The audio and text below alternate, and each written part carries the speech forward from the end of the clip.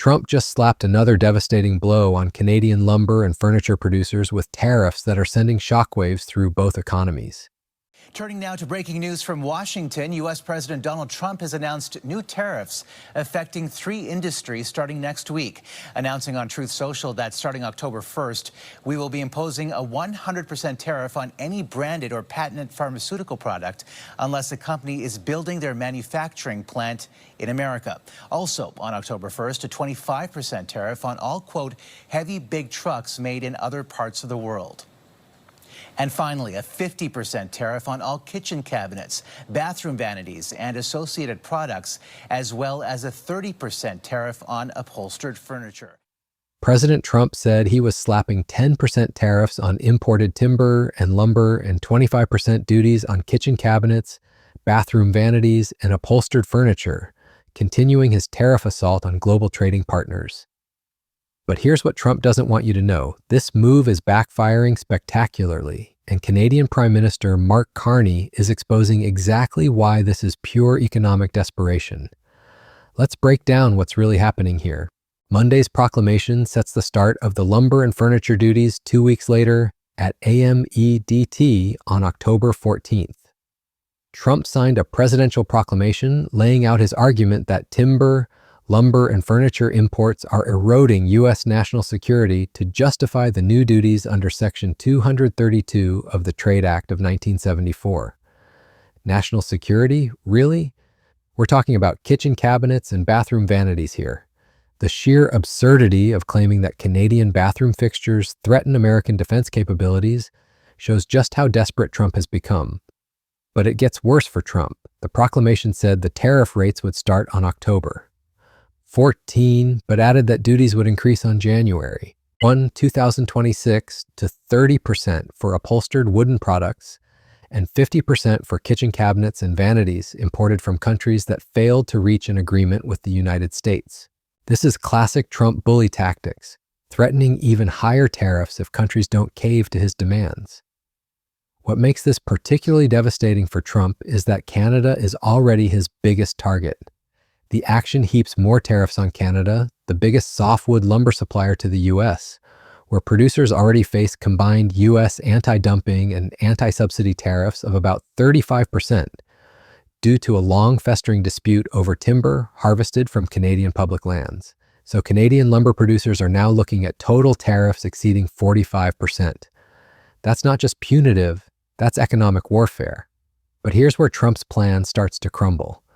The man who promised to make America great again is actually making everything more expensive for American families. Various tariffs that Trump MP has imposed have already boosted furniture prices considerably over the past year. Overall, furniture last month cost 4.7% more than in August 2024, according to the Bureau of Labor Statistics. Living room and dining room furniture in particular has grown more expensive, rising 9.5% over the past 12 months, the BLS reported. Think about that for a moment. Trump's tariffs are directly hitting American consumers in their wallets. Furniture prices had largely fallen for the past 2.5 years prior to Trump's tariffs. So Trump literally reversed a positive trend for American families just to wage his trade wars. Now let's talk about the housing crisis Trump is making worse. Industry experts argue that tariffs could end up increasing lumber and building cost, and even push up housing prices for consumers. The United States has 300 billion trees, but economists and home builders caution that America does not currently have the industrial capacity to meet demand, and that placing a significant tariff on Canadian lumber imports could further exacerbate the ongoing housing affordability crisis. This is where Trump's incompetence really shows.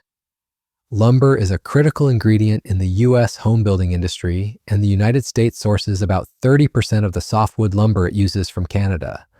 You can't just flip a switch and replace that supply overnight. Trump is essentially choking off a vital supply chain that American builders depend on. While Trump throws these economic tantrums, Carney has been responding with measured strategy. All of this underscores is the importance of the upcoming review of CUSMA. We're doing our consultations for that, as the Americans, as are the Mexicans, and there will be discussions that begin in a few months' time. And our objective is going to be obviously the best deal for Canada, but also to get ourselves in a position where there aren't these specific issues, important issues that are erupting, on an episodic basis, if I can put it that way. Canada is set to review the agreement on its own in the coming months. The federal government launching public consultations to hear from communities, lawmakers, and industry leaders before a new agreement is negotiated with the U.S. and Mexico. In the more immediate lens, Carney says he spoke with U.S. President Donald Trump earlier this week in New York, that meeting coming around the same time Washington imposed tariffs on pharmaceutical goods. We're engaged with the U.S. In ongoing discussions on some of those specific strategic areas. Those conversations are ongoing. I had a higher level conversation with the president a few days ago. Carney also announced up to $700 million in loan guarantees for forestry companies and $500 million, largely in grants and contributions, to spur product development and market diversification for the hard-hit industry, and millions for reskilling lumber workers. Carney isn't just sitting there taking Trump's abuse, he's strategically building Canada's resilience. Carney said 2/3 of Canadian lumber production and nearly 90% of Canadian lumber exports currently go to the United States. This dependence creates costly uncertainty. It weakens our industry's ability to weather downturns. It makes lumber more expensive for builders at home, and it forgoes enormous opportunities in fast-growing markets around the world. This is strategic thinking versus Trump's knee-jerk reactions. While Trump is busy making enemies, Carney is building new partnerships and reducing Canada's dependence on the unpredictable American market. But here's the most damning part of Trump's latest move. Trump's increasing use of Section 232 comes as he awaits a Supreme Court ruling on the legality of his broader, reciprocal tariffs on global trading partners, which 2 lower courts have struck down. Trump is literally using questionable legal authority because his main tariff strategy is being challenged in court. Even Trump's own business community is turning against him. The U.S. Chamber of Commerce opposed any restrictions when the Commerce Department launched its national security investigation into lumber imports in April. The business group argued that these goods posed no genuine security risk and that tariffs would increase construction costs, hurt American paper exports, and reduce incomes in communities dependent on wood processing industries. So let me get this straight. Trump's own business lobby is telling him these tariffs are a bad idea, but he's doing it anyway. That's not leadership. That's stubborn incompetence. The Canadian response has been measured but firm. Brian Menzies, the executive director of the Independent Wood Processors Association of BC, told CBC News that the industry, RI, has already been devastated, noting that lumber producers are actively dealing with a cluster of U.S. tariffs. We're being basically impacted or being told that we're causing a national security to the United States, he added. It's getting more and more ludicrous. And that's exactly right. It is getting more and more ludicrous. Trump is now claiming that Canadian kitchen cabinets are a threat to American national security. Trump signed a presidential proclamation laying out his argument that timber, lumber, and furniture imports are eroding U.S. national security, as if bathroom vanities from Canada are somehow going to compromise America's defense capabilities. But here's what's really happening behind the scenes. Trump's use of tariffs has been a feature of his second term, throwing new obstacles at businesses already struggling with disrupted supply chains, soaring costs, and consumer uncertainty. His administration has highlighted the surge in duties paid into government coffers. Trump is literally bragging about collecting more tax money from American consumers and businesses while they struggle with higher costs. This is what real leadership looks like in the face of economic warfare. With other trading partners and in other supply chain contexts. Okay, I'll leave it on that note. Minister, appreciate your time as always. Thank you. Safe travels. Thank you. See you later. It's Foreign Affairs Minister Anita Anand. We've got to take a quick commercial break, but when we come back, the front bench will be here. Pierre Poilievre takes aim at food prices in the NDP leadership race, gets another candidate. Brian Gallant, Lisa Raitt Tumblecare, and Rob Benzie, there they are. They're back with me on the other side of a very short break. Stay right there.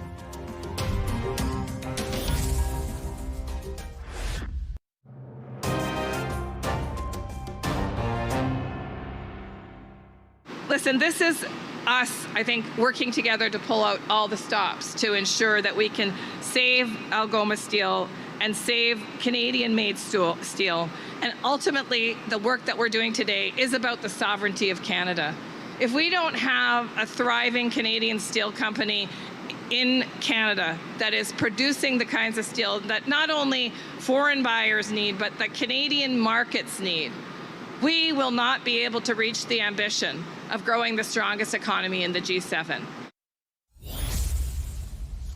Jobs Minister Patty Hajdu there announcing a $400 million relief loan for tariff-hit Algoma Steel. The Ontario government adding another $100 million for the Sault Ste. Marie company. The demand from sectors hit by Trump's tariffs is one of the reasons the Fed say their November budget will have a, quote, substantial deficit. Conservative leader Pierre Poilievre is not buying. Prime Minister Mark Carney rolled out a series of measures on Friday that he says will transform Canada's economy into a force that can withstand the trade shocks of the Trump administration. The measures announced in the strategy have been targeted to specifically help workers and businesses that have been most impacted by U.S. President Donald Trump's tariffs and trade disruptions. This is the difference between a real leader and a wannabe strongman. While Trump throws around tariffs like confetti, hoping something will stick, Carney is methodically building Canada's economic resilience and reducing its vulnerability to Trump's whims. Carney's strategy includes diversifying Canada's markets, investing in domestic capacity, and supporting workers through the transition. Carney has also proposed the $5 billion Strategic Response Fund for firms hit by U.S. tariffs, which he promised during the federal election. The new strategy also includes a reskilling program for up to 50,000 workers affected by tariffs.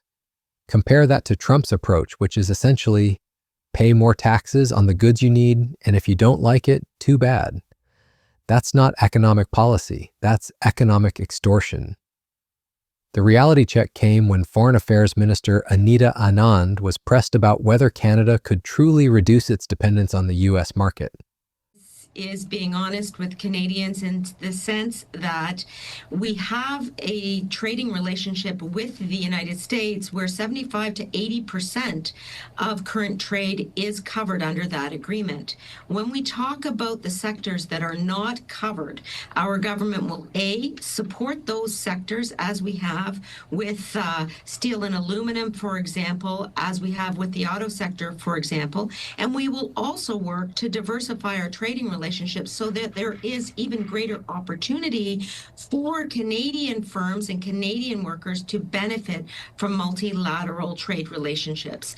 And I want to stress that changing the composition of a trading relationship does not occur overnight. We have work to do to ensure that we're leveraging the free trade agreements that we have signed. Again, the only G7 country that has such extensive trade agreements across the board. And we'll work to ensure that Canadian businesses are cognizant of those trade relationships that already exist. But you're going to see us continue to sign additional new agreements with other partners.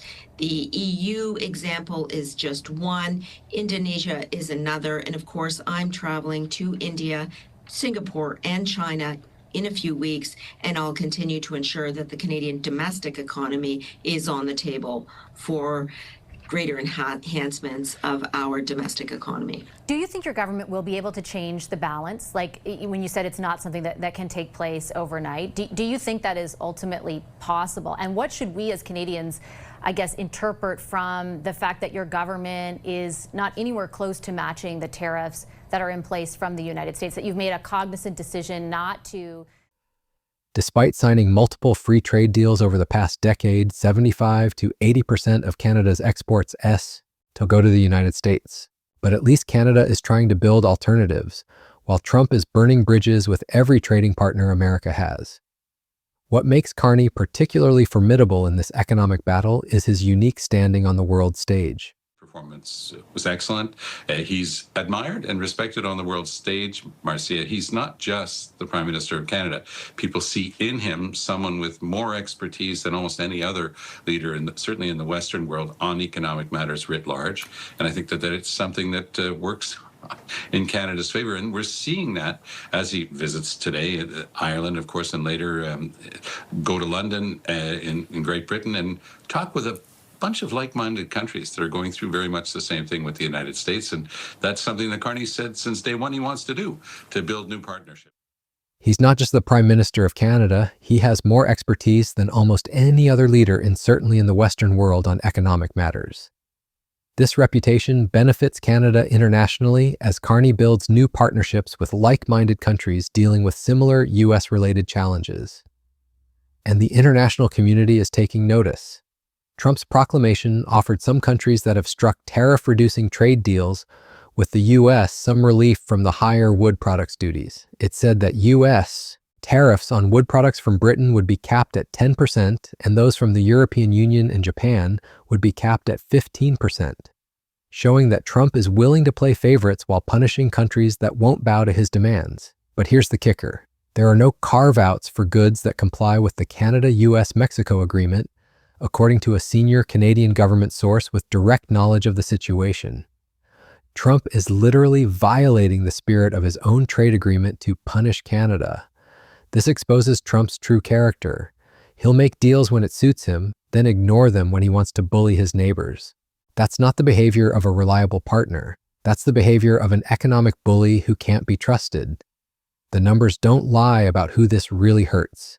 Builders estimate an average cost increase of $9,200 per home due to recent tariff actions, according to the March 2025 NAHB/Wells Fargo Housing Market Index. So Trump is literally making it $9,200 more expensive for Americans to buy a home. How is that making America great again? And it gets worse. Shares of Wayfair, RH, and Williams-Sonoma have tumbled in recent days as Trump threatened the tariffs. So Trump's tariff threats are destroying American shareholder value even before they take effect. Meanwhile, Carney has been playing the long game. Canadian Prime Minister Mark Carney told President Donald Trump on Tuesday that his country will never be for sale, shutting down the U.S. president's repeated calls to make Canada the 51st state. There are some places that are never for sale, Carney said in the Oval Office.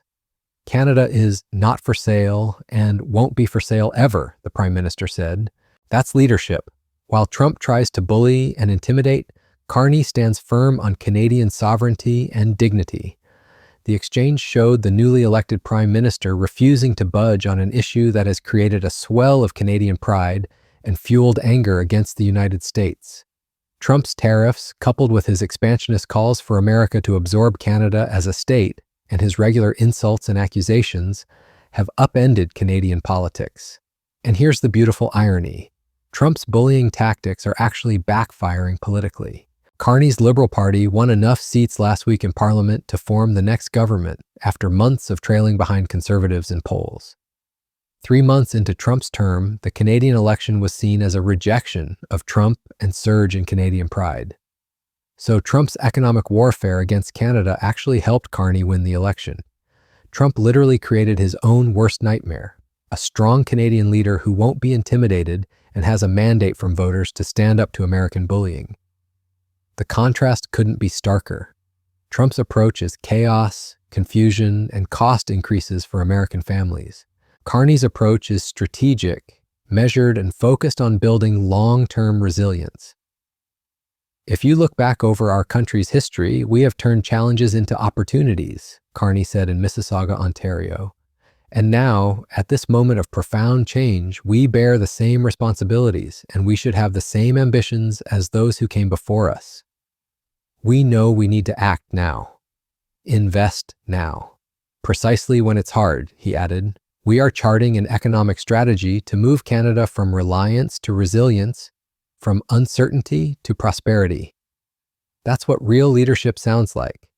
While Trump creates chaos and uncertainty, Carney is building prosperity and resilience. While Trump threatens and bullies, Carney invests in people and industries.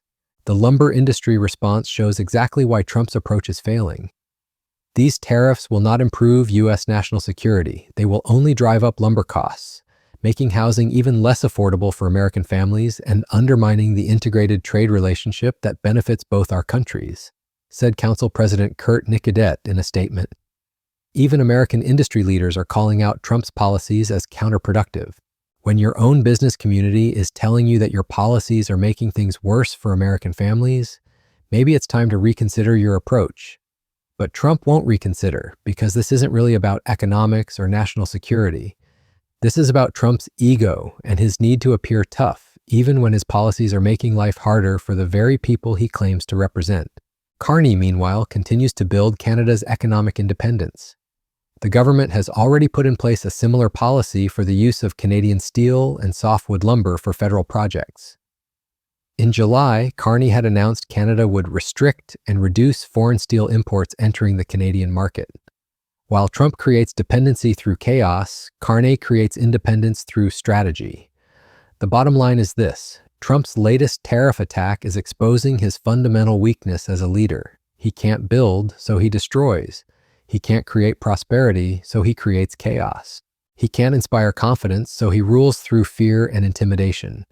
Carney, on the other hand, is showing what real leadership looks like in the face of a bully.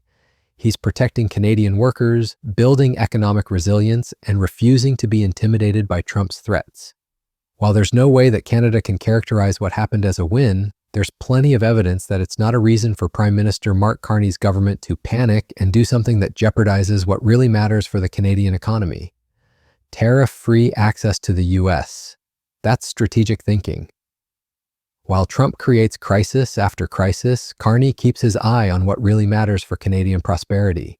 And that's exactly why Trump's tariff tantrums are ultimately going to fail, because you can't build lasting economic relationships through bullying and intimidation. The world is watching, and they're seeing the difference between a leader and a bully. Trump's latest lumber tariff attack isn't showing strength, it's showing desperation. And Carney's measured, strategic response is exposing Trump's weakness for exactly what it is: